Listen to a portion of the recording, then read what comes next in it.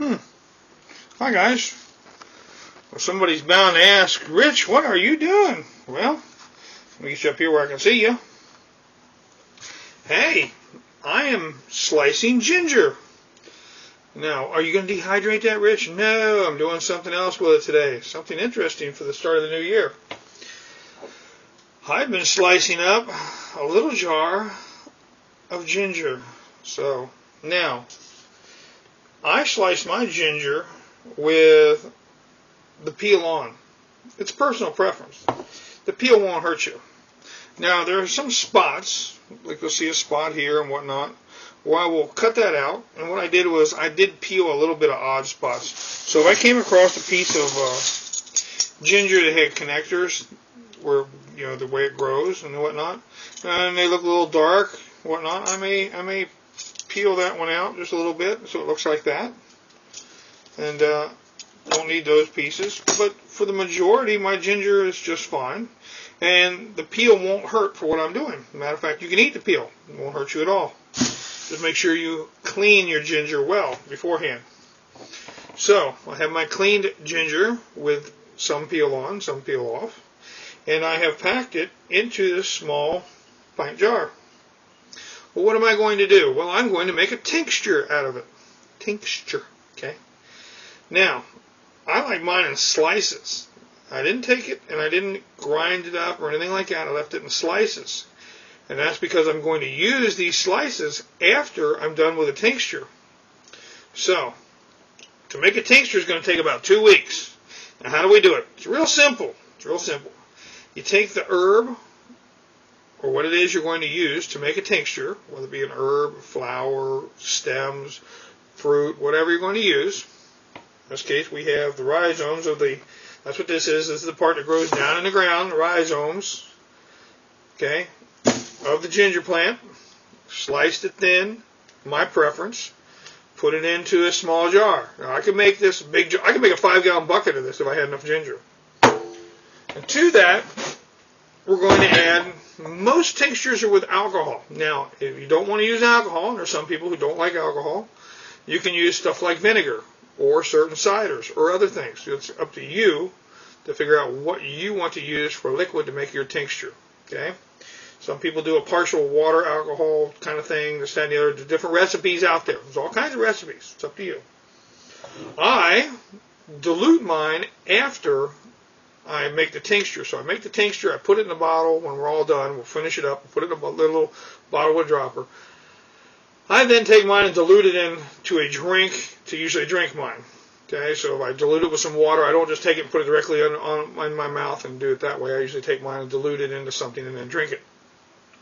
Because of that, and because I do not partake of alcohol very much, I don't mind using really good alcohol to take care of my tinctures. Now, some people use high-proof vodkas and add a little water to it, or just all high-proof vodka. Me, I go right for the gusto. I'll either use the stuff that friends of mine get me out of Kentucky, which comes in another jar, or the legal way, I get what's called Everclear. And Everclear is 95% alcohol or 190 proof. Ooh, doggy. Now, do I drink it? No. Okay, so over this, we add the alcohol. Glug, glug, glug, glug, glug, glug, glug, glug.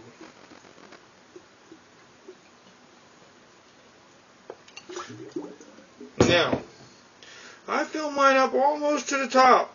You can see a little bit of right there. Okay. Now it's important. Put your lid on. Okay. Now at this point, you want to label your jar so you know what it is. Now I'm not going to run in the other room and print out a label and everything right now, but label your jar, the date. That's very important. The date and what it is. Okay. Now, because I loaded this in there by hand, I can tap this a couple times on the bottom. The idea is you don't want too many bubbles down here. Okay?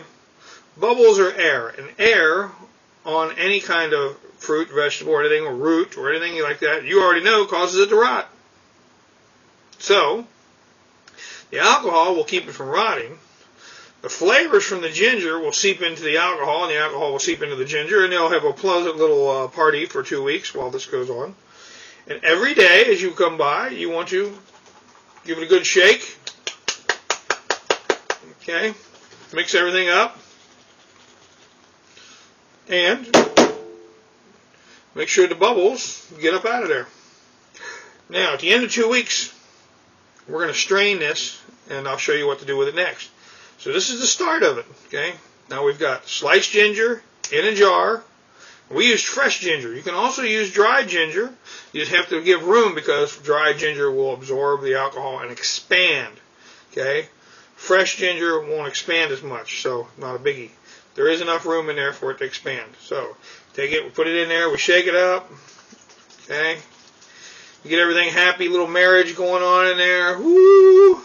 And then we're going to take it, set it on a shelf, we're going to label it, put the date on there. Today's the 1st, January 1st, so we don't have to worry about that. 2 weeks we're going to come back, strain it out, and I'll show you what I'm going to do with the rest of the ginger, and then taking care of the tincture itself. You guys can tell me, in the meantime, what good this ginger tincture would be. What uses do I have for this ginger tincture? I'll give you a hint. Already it's for my stomach, for one. What other uses are there for ginger tinctures? Okay? Ginger is a very good root for a lot of different things, and some things people don't even know about that will not only help us in days gone by, but in new days with new chemistry that's going on. Ginger will help us with those things also. So, ginger tincture, starting a new one, beginning of the year. Different things we're going to work on throughout the time. So keep your eyes and ears open. Definitely going to come back to this in 2 weeks. All right. Happy New Year. I'll catch you all later.